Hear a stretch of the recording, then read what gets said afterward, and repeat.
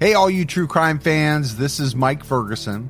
And this is Mike Morford. And we'd like to invite you to listen to our podcast, Criminology. Launched in 2017, we've covered a variety of strange cases from murders to missing persons. We dive into a variety of cases in both the U.S. and abroad. Some of the cases are ones you may not have heard of, like the Pocatello babysitter murders or the Canal murders. Other cases we cover are some of the most historic in true crime, like the Tylenol murders and the Lindbergh kidnapping. We also dive into cases that are currently breaking thanks to DNA and forensic genealogy. Sometimes you'll hear from people connected to the cases, like the interview we did with the brother-in-law of the Golden State Killer, Joseph D'Angelo. There are close to 200 episodes of Criminology available to binge on right now, including full seasons covering the Zodiac Killer, the Golden State Killer, and Ted Bundy, and new episodes come out every Saturday night. Subscribe to Criminology today, wherever you listen to your podcast. You're listening to Missing Persons, brought to you by AbJack Entertainment.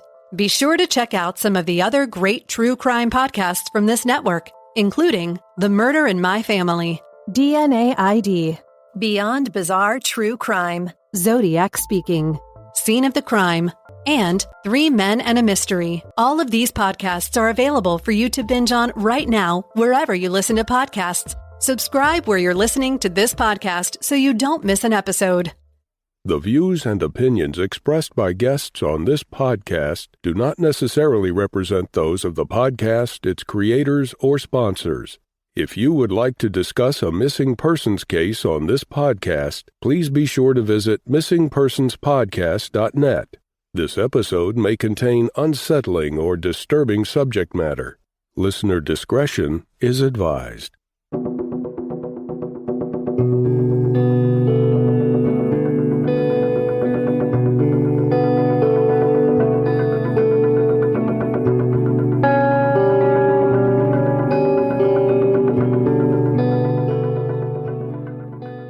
Welcome to Missing Persons, a podcast dedicated to spreading the word about people who have vanished under mysterious or unexplained circumstances, and the family members who are looking for answers.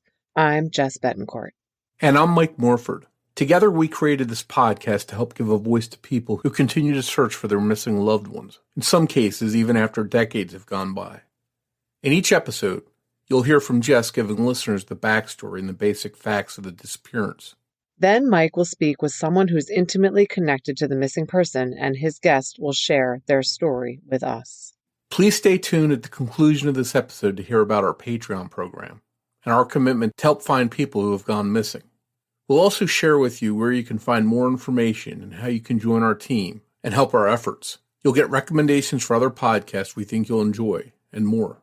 So sit back and enjoy this episode, and who knows, maybe you can help us find someone who's missing.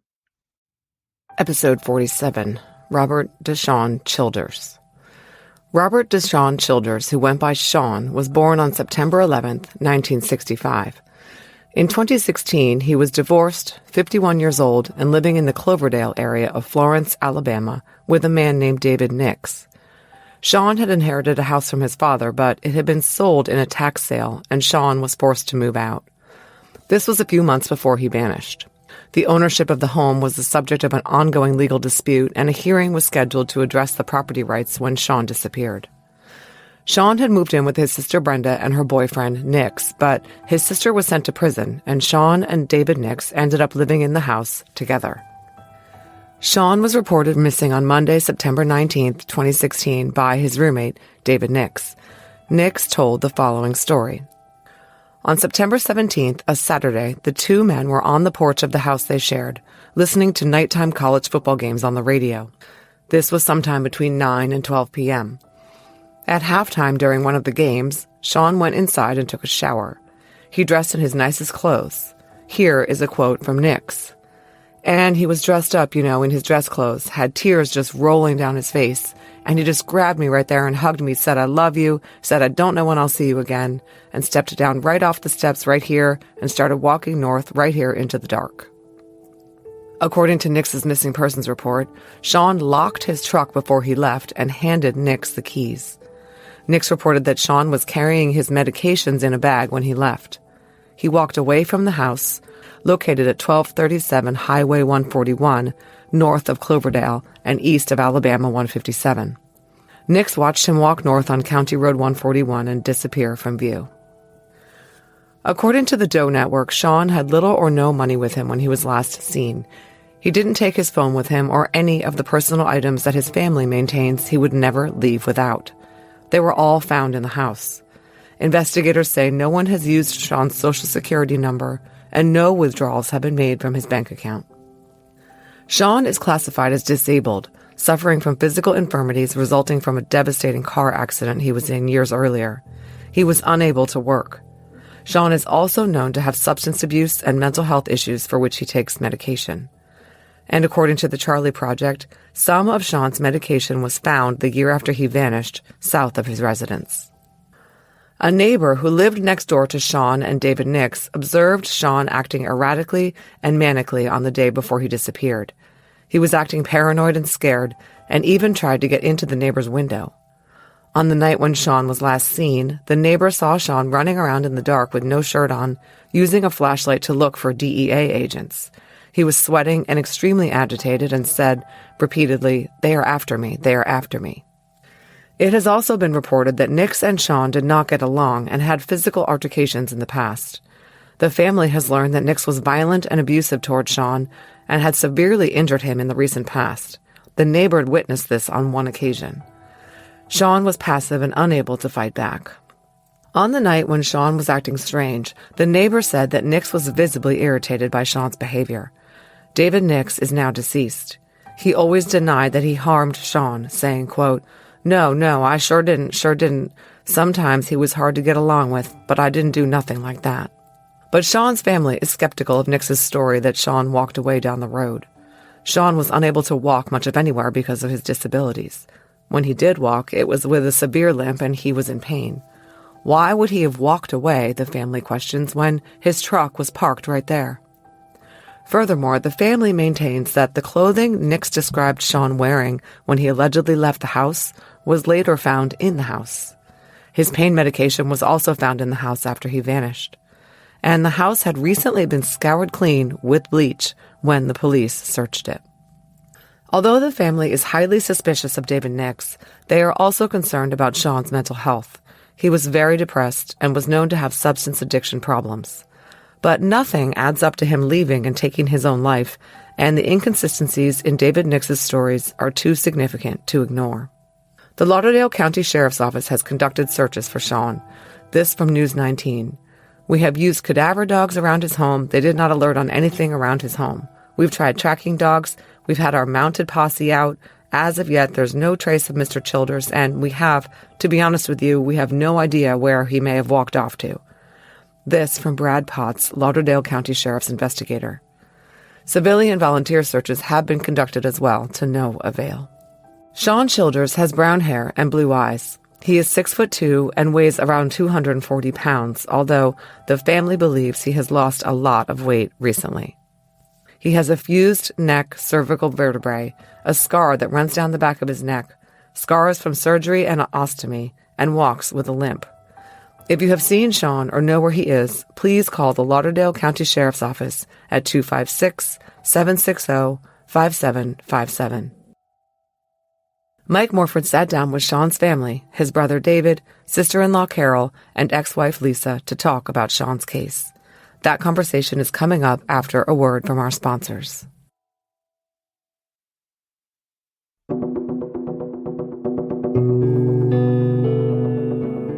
With me today are the family of Sean Childers. Thank you all for being here, and if you would you like to introduce yourselves? Sure. I'm Carol Childers. Sean is my brother-in-law. We're the same age, 1965.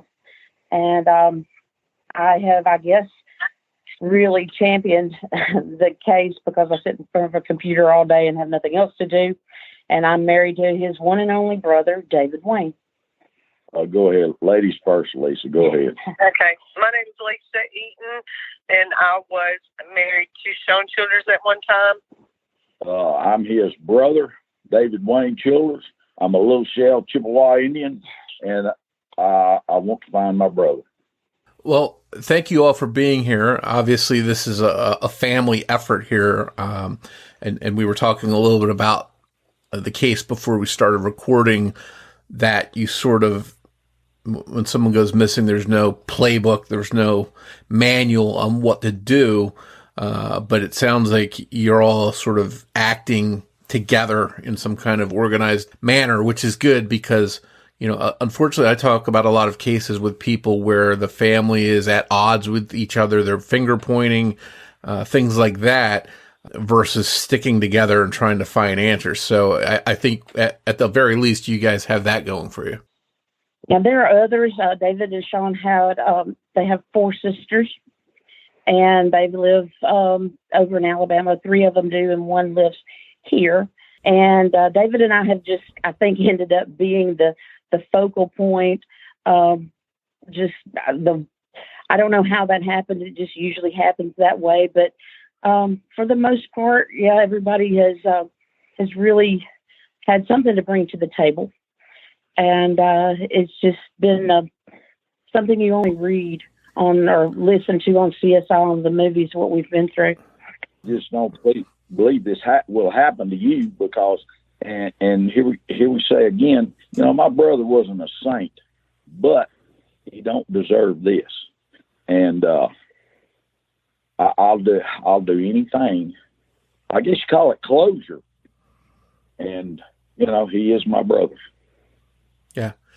And just a little bit of background information. Tell us a little bit about Sean, and his full name, just correct me if I'm wrong, is Robert Deshawn Childers. He went by Sean. Right. Tell us a little bit about his life, what was going on in his life at the time. I know you mentioned he wasn't a saint, but he didn't deserve, to go missing without any clues. But can you sort of walk us through that time right before he went missing, where things were in his life? Sure. Sean was a gentle giant, big guy, and he loved life. He just didn't cope real well, and that 2015 was sort of a pivotal point in all of our lives. David and Sean's dad, my father-in-law, he passed away in March of 22nd, and Sean lived in his house out in Cloverdale, and Dave had moved into town, into Florence. And Sean they were in a battle, Dave and Sean, to keep the little home that Dave had. It had been sold in a tax sale. So Sean was struggling. He had some health issues. He was disabled, but he was just struggling to get through that court thing. Mr. Dave wasn't in the best of health. And so I think he kind of felt like it lied in his lap to make this work. And he had his sister, Brenda, and Brenda's boyfriend, David Nix, had moved in with Sean. And the 3 of them were living in Dave's house at the time Dave died. And so we went into 2015 and it was a rocky year. And then 2016, the gentleman who bought the house in the tax sale evicted them. And it was there was a junction put against him, but it was only after he had his crew totally ransack the house and empty it of all its contents to evict them. The power had been turned off, and the 3 of them had been living there in that house with no power, no water for a week or more. And it was hot, and it was really, David was calling Sean, trying to, preparing for court, because they were going to go back to court, trying to see if they could work something out. And it was really getting the best of him. He would Brenda, his sister, would call, and there was fights and disagreements between the group, and there just a lot of stuff, chaos, and he just wasn't coping real well with it. And so we went into, I guess, the April and May of 2016, and it seemed like there were more fights between the 3 of them and one of the other sisters. And David would tell Sean, "You just call 911 and tell them to come out and put an end to this. they've got to go. That's your house.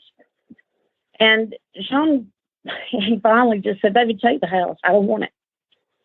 So we went into July, and he had gone to court, and it was hard. And we couldn't go over there and get him, and he was really having to stand up. He had been in the news where the house was in this court issue, whatever, with Mr. Darby. And we ended up at August 21st, I think, was the last conversation I had with Sean. And the marshals had come to arrest him because he had a bench warrant. And I called, David called me. He said, call Sean, something's happened. And I called him, and he said, I don't know, Carol, I don't know what this is. I think I've got a warrant. I didn't know this. And I say all that to give this detail. Brad Bolton, who was the sergeant who was out to pick Sean up, he was there, and he told Sean, he said, go on and talk to your sister, and we'll go when you're ready. And Sean was so weak at that point that Brad had to help him down the steps and into the car, like literally, pick him up. And so they went, and he had bench warrants, and he made him come get him, but that was just him. That afternoon, he called me and said, well, I'm out, I'm back. And he was sober. We had the greatest conversation, and he just said, I've got to get my life together, and I just can't stand this fighting out here. He said, every time I turn around, there's fighting and fighting. And if I could, just because you mentioned it, and I was curious because it was some of what was reported. You mentioned that your brother was an alcoholic, that he was also disabled. Can you elaborate on that? Did he have an illness, or was he injured through work, or what? He had that. I can't remember what year it was because I'm not good with keeping up. I have a problem with time. But anyhow, I think it was 94. He had a wreck and broke his neck like Christopher Reeves. But Sean went to Sims Murphy here in Memphis, and they patched him back together. And that, when I went and got Sean out of the hospital, the doctors told me he's going to have to be careful for the rest of his life because the right lick to his head will kill him. Sean had 2 3-inch screws in his neck. And a bunch of wire where they wired them vertebrae back together. Now, Sean got around good, but it got to the point where he couldn't hold a job. Anyhow, he was disabled. And a lot of pain medicine. He went through pain management. And so that left him, he had liver issues, and he also had a bad knee.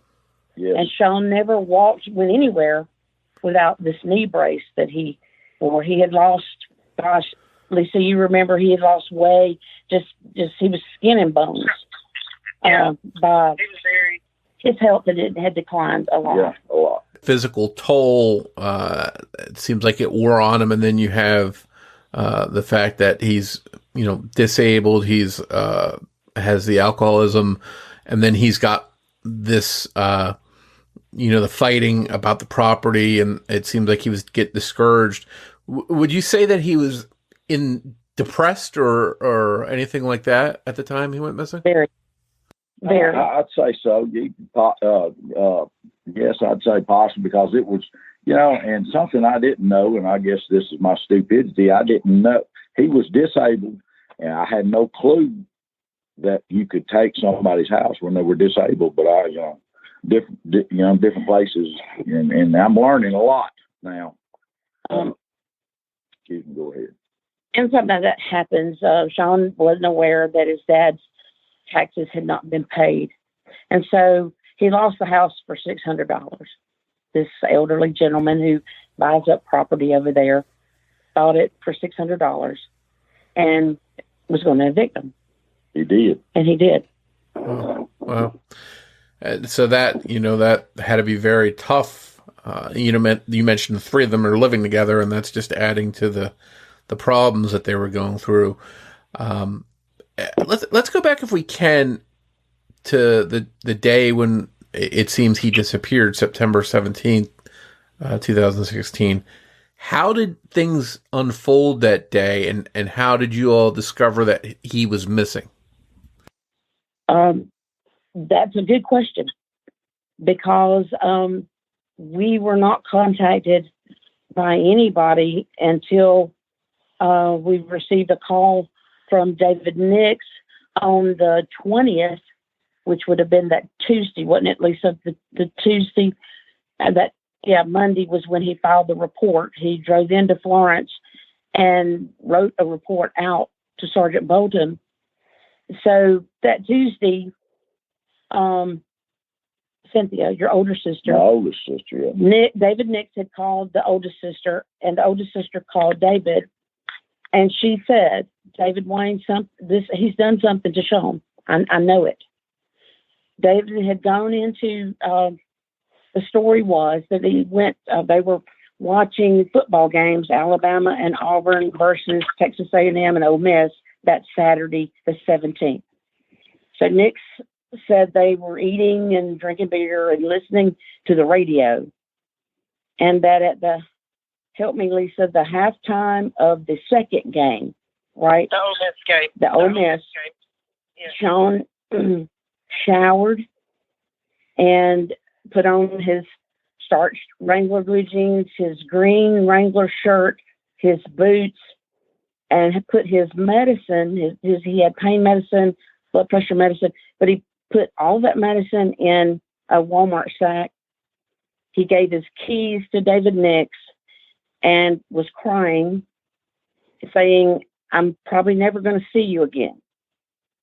So and he did have a pickup that he could have driven away instead of just walking away. Right.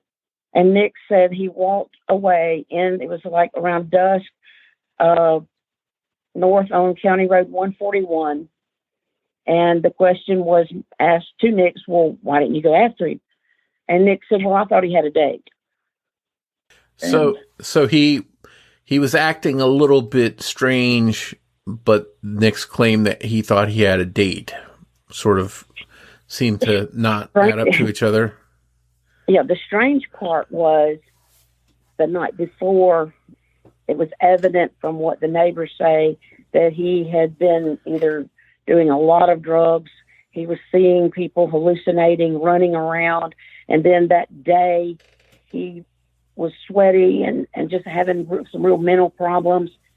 And then for him to sober up to the point that he would shower, put on his Ariat boots, his Wrangler blue jeans, his green shirt.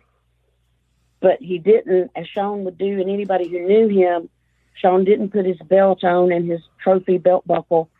He didn't take his Listerine or his brush with him. He left his phone and just walked away. And we knew that just wasn't true. I mean, Sean couldn't walk very far because he had his knee operated on, and anyhow it helped, but he was extremely crippled. And when somebody told me that he walked away, I said, "There's no way he can walk away. He can't." He's almost in a wheelchair because of his health. But anyhow, that was the story that was reported to Lauderdale County Sheriff's Department. And just to back up for 1 second, just to clarify something, you had mentioned that the power had been cut off, but now they were watching the football game. Just out of curiosity, was it turned back on that enabled to watch the game? The neighbors ran an extension cord for them.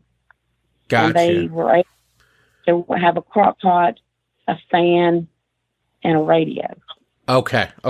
And this area, for listeners, if you can explain, is this like a rural area? Is this someplace where there's a lot of stores and a lot of people that would have seen him? No, it's kind of I guess you could, kind of a community, but it's about 20 miles north of Florence, Alabama. It's called Cloverdale. On the Tennessee line. Right about 5 miles from the Tennessee line, south of the Tennessee line. And it is a rural area. Yes.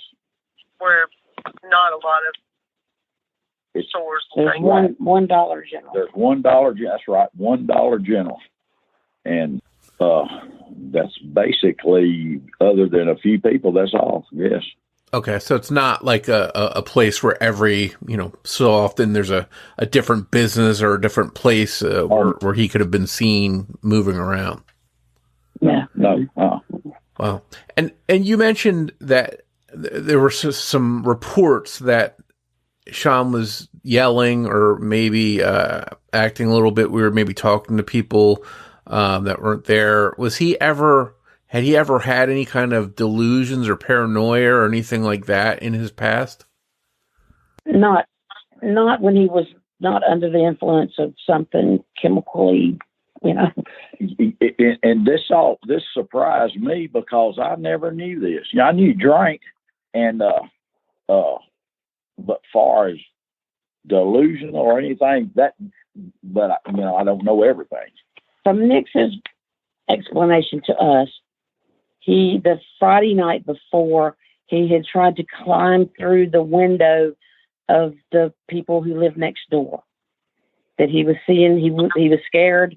He was seeing people under a bird feeder, and they were really having to kind of rein him in. And then Saturday, I guess it all took place again.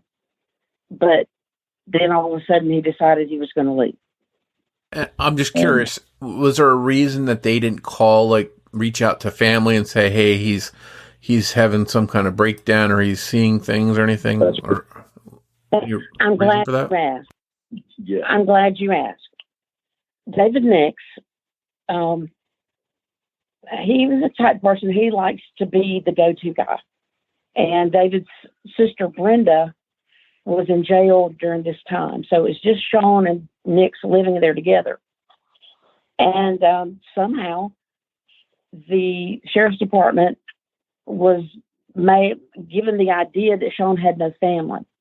Nix told them and other people that he was being paid to live with Sean to make sure that he took his medicine and went to the doctor's office and ate and those type things. And that really nobody cared about him. His family didn't. That Nix was all Sean had, which that was not true, because at least a year before that, before their dad died, he explicitly told the three kids that lived there at one time or another that Nix had to go, that he was violent, that he had to go. But when you're in a situation and you have three, let's just say, addicts, and money takes place, and they weren't. It would be easier to let him stay than to make him go. What I had a hard time with after I found this out was law enforcement listening to a person tell them that Sean had no family, and then after we contacted them, they still would not acknowledge that we were his family. And I don't want to bash law enforcement because we need them. We got to have them. And that's just something I still to this day haven't understood. That was probably the most bewildering thing, Mike, that, we were getting information. David Nix was calling us to tell us about the searches and when things were going to happen, and that the sheriff had stopped by. And so we contacted the lieutenant who was the lead on the case.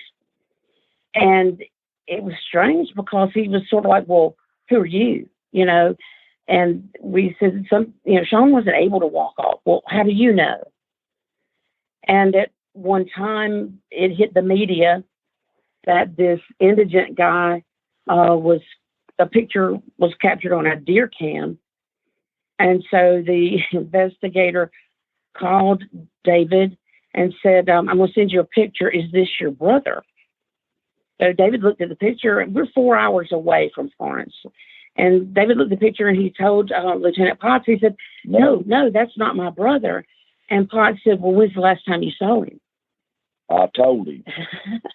I was there the day they brought him home from the hospital. I know exactly what he looks like. That is not him. well, you haven't seen him in 10 years. I said, yes, I have. I said, I know what he looks like. That's not him. And be dadgum, they put it on the news that they had found my brother with, and that same picture that I said wasn't my brother. But like I said, I don't want to talk bad about anybody. Yeah. They quickly retracted the media alert that he was not found. Oh. But I think that stemmed from David Nix making everyone in that community and law enforcement officers believe that he was all that Sean had, and that he was Sean's caretaker, and that none of us really existed except for his sister Brenda that David Nix lived with at one time. But I think that they didn't believe us. They didn't believe David Wayne, and they didn't want to cooperate with us. And I'm like, David Wayne, I'm not bashing the law enforcement, but they did not want to cooperate with us at first because David Nix said he walked away. David Nix said, oh, he does this on occasion, he'll be back. And they didn't believe anything that we said about, no, we know he would not walk away. We know his mannerisms, even though we hadn't seen him in 6 months or a year. We still knew how he acted in everyday life, and we knew it was not normal for him to do the things they were saying. Sure. But, and you mentioned David Nix. A lot of this hinges upon what he told police. I want to just clarify too a little bit about the timing, because I've seen different times mentioned. I know in one statement Nix said that Sean left around 7:30, but the Doe Network and a few other sites mention as him leaving between 9 and midnight. And also the neighbor mentioned that Sean left at around 11:30. So do we have a real timing that night, a real something that's reliable? Well, that's what's bewildering. Again, the neighbor, David and I traveled over there the week after the report was filed, and David knew the neighbors, and we sat on the porch, and I asked the lady, I said, I know that you guys have just had to deal with a lot here, just from what we've heard on the phone, and I appreciate anything that you've done. And I said, what happened? And she immediately said, I don't think he's telling the truth. David Nix is not telling the truth. And I said, well, all we want you to do is just tell the truth. And she said, well, he says he walked away, but I came out at about 9:30 to let my dog out. I didn't turn the light on because I was between 7:30 and 9:30. I didn't want them to come down here. David was fussing at Sean. Sean was seeing the DEA people in the attic, and he was running around with shorts, no shirt, with a flashlight. And Nix, and she said, I think Nix was very, very irritated with him.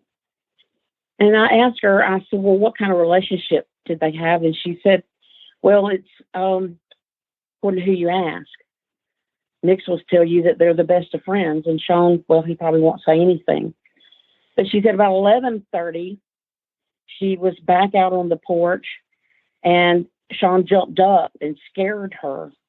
He was sweaty, and his eyes were dilated, and he said, they're after me, they're after me. So she said after that, that Nix was she gave Lisa one story. Mine's a little different. She said that they moved out into the shadows and were sitting down in some chairs, and she went back inside, and that's the last time she saw Sean. And then she didn't see Nix the next day. That would have put the time on about midnight, she said. Okay, so we know that as of the last time she saw him, it was 11:30 p.m., so sometime after that is when he went missing. So it sounds like everything you've said so far, you early on had some suspicions that something didn't add up, but I also know that you've mentioned that a couple weeks after he went missing, the clothes that he was reported to have been wearing when he left were found. Yes. Can you tell us a little bit about that and that incident? Go ahead. Yeah, go ahead. They had the search and rescue dogs from Huntsville come and they did several searches in the first week, and a massive community search was planned for the first weekend in October.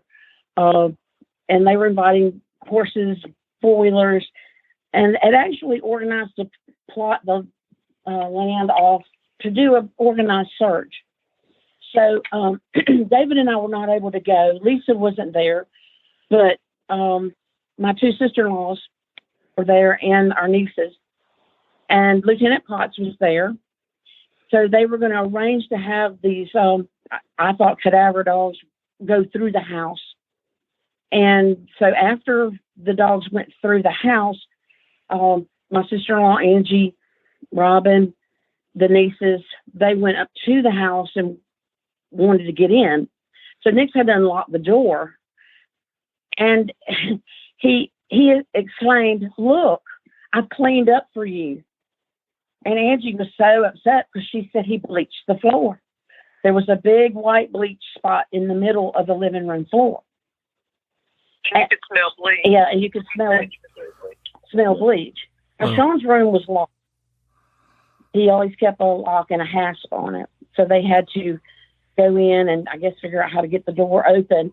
But my sister and niece started packing up his blue jeans. And our niece Hallie said, "Well, here's his boots."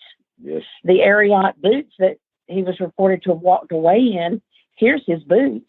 And other clothes that he was supposed to have worn. The green shirt. That's where they found them. But not his wallet, not his, I was surprised. I asked, "Well, where are his dirty clothes?" Because Sean lived with us at one time, and he's very meticulous. He kept his dirty clothes in a little corner. I said, "Where are his dirty clothes?" Because the neighbor had said he had shorts and the no shirt on. And then David Nixon said he had on sweats and a T-shirt. So the stories are conflicting on that. But then, like Carol said, nobody ever found the clothes. So he went in and took a shower and put on these dress clothes. So what Hallie or the other sister never saw those dirty clothes. I think there's even when he made the report, yeah. he told everything that Sean had on, and then they found them there at the house. Plus, Lieutenant Potts, anyhow, he was there and when they had the search, and it just totally surprised me when David Nick said, "I knew y'all were coming, so I cleaned up." Wow. That gum with a big bleach spot in the floor. Yeah, and my sister took it. That's very strange. It's troubling when you see something like that. So it seems like a lot of this all hinges on what Nick's had to say. He's the one that described what your brother was supposedly wearing when he left, but yet the clothes were found later on. So some of the stuff doesn't make sense. He says that Sean left on foot, but if that he couldn't walk that far and his truck was there, he could have taken that if he was going to go someplace far. So that doesn't add up. What was Nick's response? Was he cooperative with the police? Did he answer their questions? And did the police believe him? Did they think he was being truthful? We're not sure. Yeah, I don't know how to answer that question. He would always call, and I honestly think he wanted to be part of the family. I really do. He was always the one that was saying, "I'm going to get this, and I'm going to do this, and the sheriff is here." And look, he didn't commit suicide. The sheriff came and said if he was going to commit suicide, he would have taken his pain pills, and he left his pain pills, and Nick said there was 3 of them, and he took his blood pressure medicine and his fiber, so he didn't go commit suicide, and we would just listen. One thing that was really funny, and I've learned a lot about the things people do. You do things, everybody has their little things that they do, routine. And you learn a lot when you listen and look at people. Sean was a meticulous little person, I guess. If he went anywhere, he was going to have his brush, his toothbrush, and his bottle of Listerine. That was him. Had a little black bag, a little trucker bag that he carried his toiletries and stuff in. He was a nut about his teeth.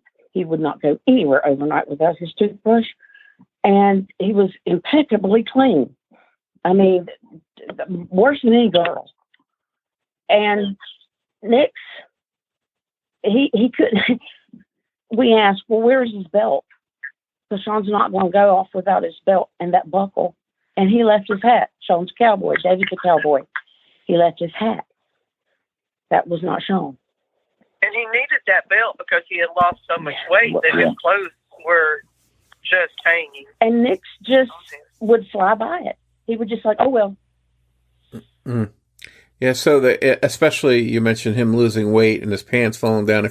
Especially if he's walking, not driving someplace, he's going to need his pants to stay up. So the belt seems like, yeah. And those are the things that if something happened to him in the story that Nick's is telling isn't true, those are the little things maybe he didn't think about. Again, there's been no charges against him, so we're not openly saying that he's responsible. So the case now, it's been all these years. It's been over 5 years now. What's the latest? Is there anything new? Are the police doing anything different? Are they trying to do anything sort of maybe out of the ordinary or new in order to solve the mystery of what happened to your brother? In my job, I do a lot of reading, and I do a lot of my degrees in chemistry and forensic work. So I had time to research a lot of things. And through the years, I was able to make contact with a special agent from Quantico, Mike Yoder, who did profiling.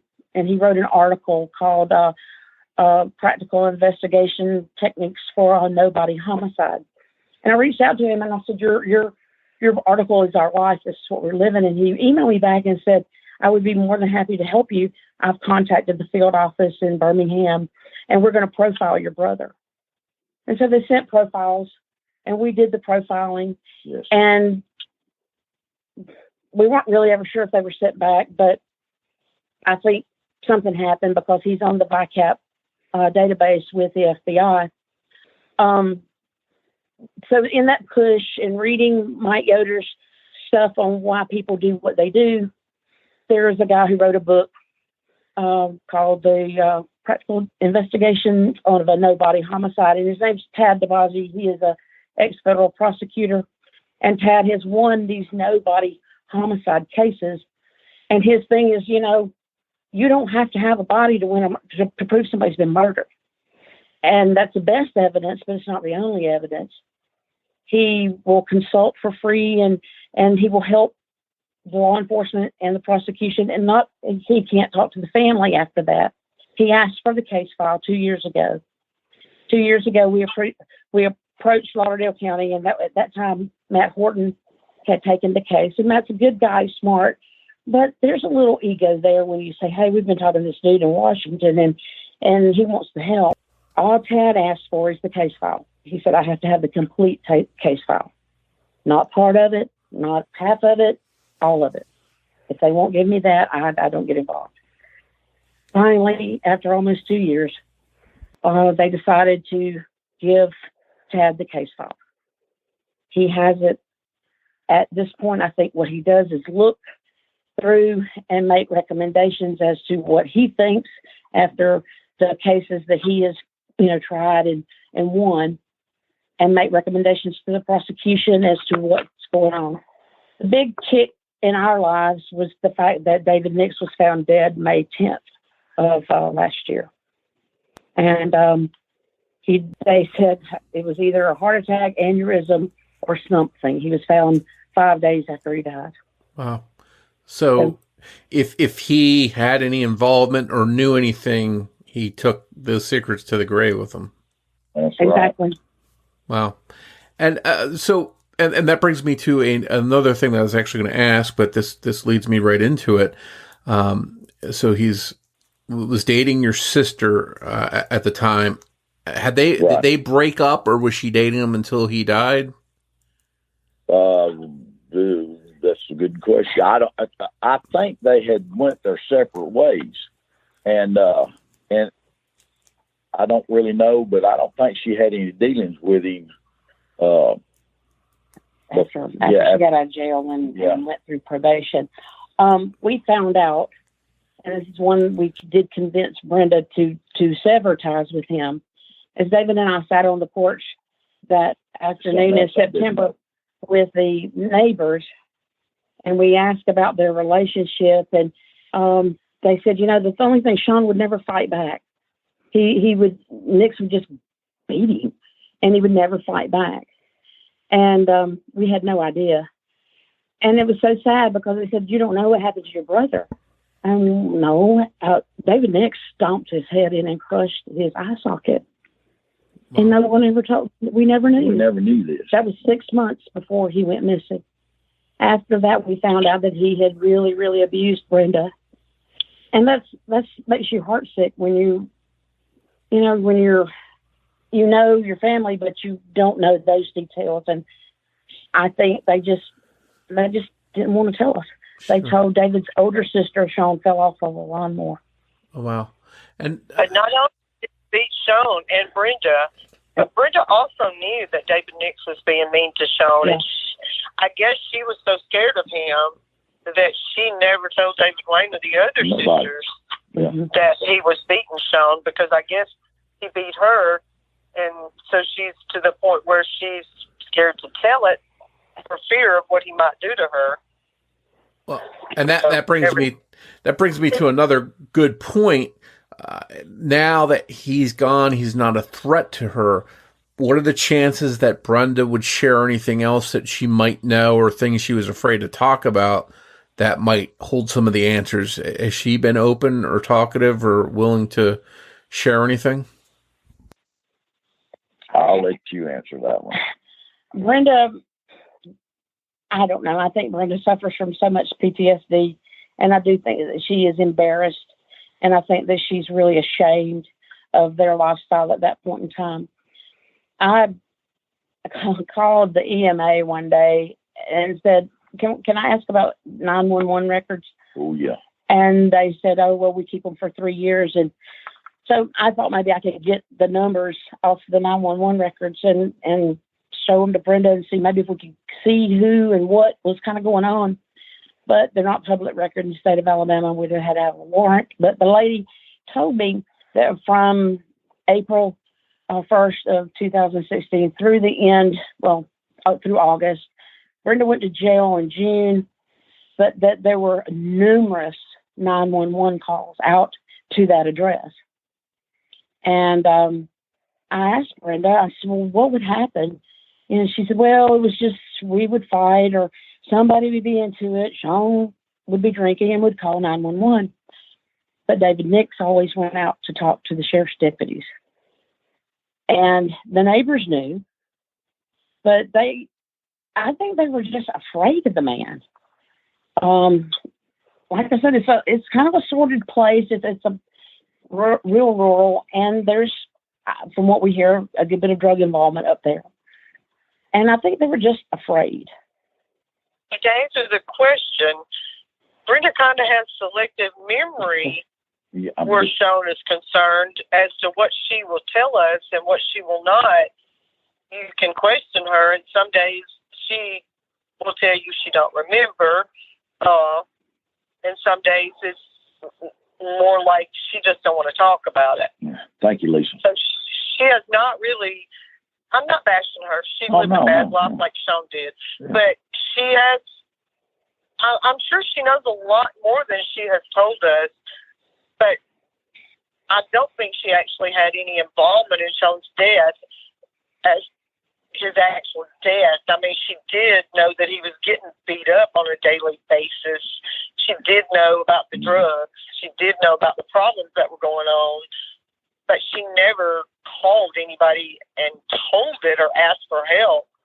And now I think she suppressed a lot of those memories, and I don't know if that she's scared to talk about it for fear of retaliation or that somebody might hurt her. I think she just repressed it to the point where maybe she don't remember a lot of it. But I do think she knows a lot that she could help with as far as names or people that might be involved. So we have another sister, Robin, and Robin was savvy enough to make a recording the night after Nick's reported Sean missing. She hid a recorder on her body, and we listened to Nick's talk about Sean walking away. He was extremely drunk, but the recording was sobering because there were some things in the recording. We transcribed some of it and gave it back to the sheriff's department and said, please listen to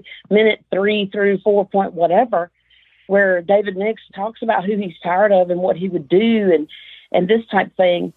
I don't know what they did. We have pushed. I mean, I would say, hey, do you know this? Do you see this? You know, I've got this idea. So I'm hoping they put it in the case file. I don't know. Robin has been, she's come forward and she has given a statement. We're going to back up a little bit because I think this is important. My other sister, David Nix, gave the phone to Robin, my other sister, and the first, when she called me, it wasn't, hey, David, or text me rather, it wasn't, how are you, or anything like that. It was, I've got Sean's phone. I think he's dead. And I thought, whoa. And that came from their sister who was with David Nix at the time. Yeah. Wow. And y'all gonna think my family is nothing but a bunch of whatever. It is what it is. But this is good. Wow. It sounds like, and correct me if I'm wrong, but it sounds like as a group, you all think that Sean is dead. And at this point, is it that you just want to know where his remains are so you can give him a proper goodbye, or just to know what really happened? What is it you hope to find out at this point? I'm like David. I just want somebody to tell the truth. And, you know, I have all the respect for law enforcement and the people that do the job, and they've been great, and they've given, the two investigators have given us information they didn't have to have, and I've worked hard. Lisa's worked hard.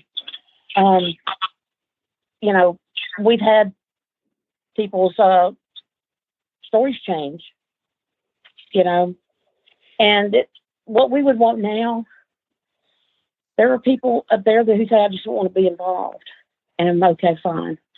But would somebody please tell us? We put up posters. We posted a reward. Somebody took them all down. It just needs to be a change in the way these cases are handled. And in 2019, not 1/2 mile from where Sean lived, another young man went missing. His name's Bradley Yallard. Different people, but same story. He just showed up. He just showed up, no shoes, no credit card, no phone. Walked away. And he walked away. Wow. Well, so it sounds like answers are the most important thing in getting some kind of, I don't know if there's such thing as closure, but just to have some finality. Mike, I just appreciate this. We appreciate this. Oh, gosh, yeah. I wrote the Attorney General, not that I know that will ever do anything, but the fact that, I mean, Sean's on NamUs, and, you know, the fact that 2,300 people go missing like every day, you know, and you've got more volunteers providing support, I think, than maybe you have law enforcement to handle the case. And what we ran into, the one thing that was said is, you know, if the first 72 hours after someone goes missing is the most critical time, then why do we wait a week to go out and talk? You know, doesn't it make sense? And I asked this of our investigators, doesn't it make sense that you would investigate a missing person, even if it's redundant and you have to do the same paperwork as a homicide? and collect evidence, take pictures, look around, instead of waiting 6 months after a really tired family has begged you to look, and then, I think something did happen. And like he went missing supposedly on that Saturday night, but David Nix did not report him missing to Monday. So that was 2 whole days basically, and 2 whole nights that if he did do something, he could have destroyed a lot of evidence, and then not bashing the sheriff's department, but they dropped the ball also because they just treated it like, oh, he walked away, he'll be back in a couple of days. There's a 7 to 10 day period there that there was more evidence lost or more anything that was in the house that could have been swabbed or luminoled or any kind of evidence that could have been gotten from the house. Well, there's another 7 to 10 days there that evidence was lost. And I'm like, Carol, yeah, anybody can walk away and anybody can disappear, but why not treat it like, wow, let's just think something happened to him. And how much more does it cost, or how much more paperwork or effort do you have to put into investigating it as something happened from the get-go instead of, oh, he just walked away, he'll be back? Yeah. That's hindered us was the little missing link that started those, say, 15 days that most everything we could have probably used was basically lost. Yeah. 4 years later, I can say one thing that we did say, thank you. We were right. Lieutenant Horton had another cadaver dog taken into the house. The first year it was supposed to have been done, and it, for some reason or another, that didn't happen. But they took the dog into the house, and he called me, and that bleach spot in the middle of the living room floor, that's where the cadaver dog signaled, there and at the edge of the porch. Van that he had when Sean went missing, he supposedly traded in and swapped that van and got another one. And when I say identical to the one he had, it was identical. And we didn't know until this past year when Brenda, the sister that lived with Sean and David Nix, told us just out of the top of her head, we were talking about vans, and did anybody search that van or luminol it or anything? She was like, oh, he traded that van in right after Sean went missing and got another one identical to the one he had. Wow. That was probably evidence also. Yeah, that's very, the timing of it all is very suspicious. It sounds very frustrating for you all to go through, and I can obviously hear how concerned you were and wanting the truth to come out. And I hope that if someone out there listening knows anything, they'll do the right thing and come forward so that you all can find out once and for all what really happened. Again, I want to thank you all for coming on to break down and share Sean's story with us. Thank you so much. Oh, thank you for showing an interest and just willing to help us and put the information out for maybe some other people can see it that hasn't already saw it. We hope you enjoyed this episode of Missing Persons. If you can provide any information to help solve the case we discussed in this episode, please contact the appropriate authorities. If you enjoy this podcast, please take a moment to tell your friends about Missing Persons and invite them to listen to the show. Word of mouth will help us grow and bring these cases to a larger audience. You can also help us by taking a moment to rate and review Missing Persons on the platform you're listening to us now on. We'd like to tell you a little bit about our Patreon program. If you visit patreon.com/missingpodcast, you can sign up to help this podcast through ongoing monthly support. As a thank you, we'll give you an on-air shout-out, a thank you card and sticker, plus you'll get early access to ad-free episodes of the show and any bonus content. Your Patreon support also goes towards helping the missing, because every dollar that we earn through Patreon will be split with charlieproject.org, the wonderful website that's been sharing information about so many missing persons cases for years. We hope you'll consider supporting the show. Just a reminder that new episodes of Missing Persons air every other Saturday. If you want to find us on social media, you can search Facebook for Missing Persons Podcast. And we're also on Twitter with the handle @missing_pod. And of course, you can find us on our website, missingpersonspodcast.net. As we wrap up this episode, we'd like to play a preview of a true crime podcast we think you'll like. It's called Active Shooter. Be sure to give it a listen. On behalf of Jess Betancourt, this is Mike Morford saying thanks, and we'll see you next time on Missing Persons. We have an active shooter. We have an active shooter inside the fairgrounds. Welcome to Active Shooter, a podcast that covers the whys, the hows, and the aftermath of active shooter events. We will delve into the lives interrupted by domestic terrorists. We will investigate the background of the shooter and together discuss ways in which they can be stopped or even prevented in the future. We will also discuss the failures of our mental health system. They have an active shooter in the building. A second call says they are being attacked. I've been shot. 1692 means we got shots fired. 4:15 a.m. Route 291. Sounded like an automatic firearm. But appears to be shots fired. We will look at the media responses and discover together how they may have inadvertently inspired and contributed to the rise of the mass shootings. Active shooter, reports of an active shooter, active shooter. Active shooter of mass casualty incidents. This is not a political podcast, nor a podcast about gun control. This is a podcast that studies the psychology behind active shooters, and how and why they make the decisions they have made to take the lives of innocent people. I love you. I love you. It's going to be fine. Can you hide somewhere? Can you play dead? Welcome to Active Shooter. Thank you for listening.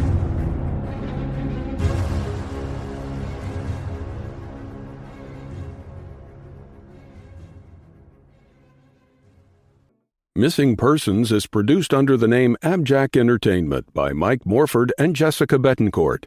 It's hosted by Mike Morford and Jessica Betancourt, with writing and research by Jessica Betancourt and editing by Mike Morford.